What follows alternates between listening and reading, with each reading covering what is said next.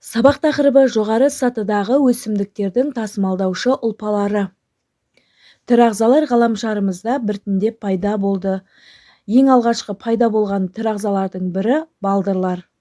Олар алғашында бір жасушалы, кейін көп жасушалы түрлері пайда болды.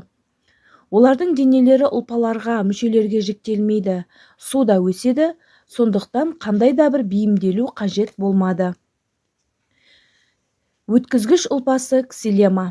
Сабағы, тамыры бар жердегі барлық өсімдіктерде өткізгіш ұлпалар бар.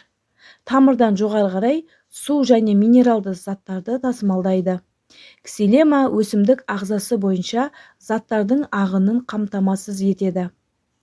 Ксилема су және минералды заттар тасымалдайды, бір жақты қозғалыстан, ортасында бөлімдері болмайды, қабырғасы қалың болады.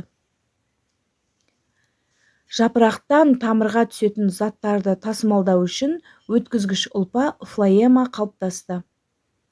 Флоема жапырақтан өсімдіктің басқа бөліктеріне фотосинтез нәтижесінде түзілген органикалық заттарды тасымалдайды.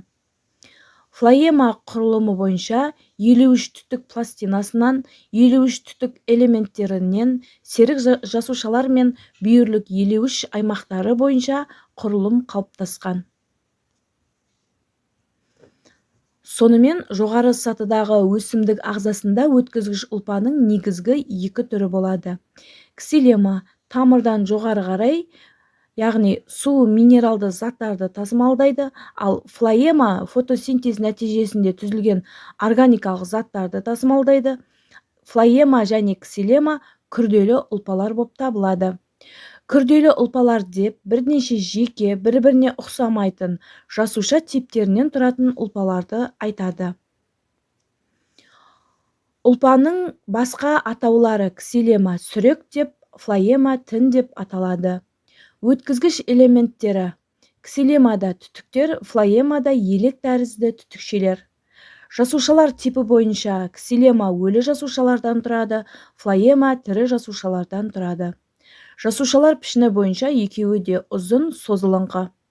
Жасушалар құрылысының ерекшелігіне тоқталатын болсақ, ксилема өлі жасушалар арасында көлденең қалқалар бұзылған, қосымша құрылымдары жоқ. Флоема олардың арасында ерекше байланыс, елік түзіледі, тірі серік жасушалар қажет.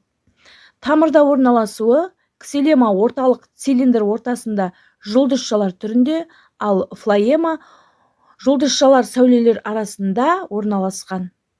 Сабақта орналасуы ксилема сүректің ортасында, ал флоема, яғни қабықтың ішкі қабаты тінде орналасқан.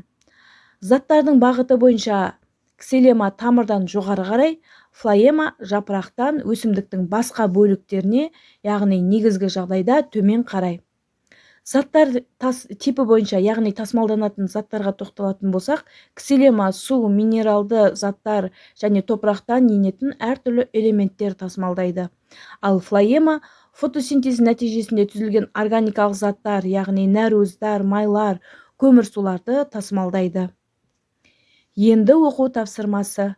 Кестеде берілген сипаттамаларды қай өткізгіш элементіне тән екенін, яғни ксилема немесе флоемаға тән екенін анықтауларыңыз қажет. Сіздермен болған мен Рауа Болатбекқызы, келесі кездескенше.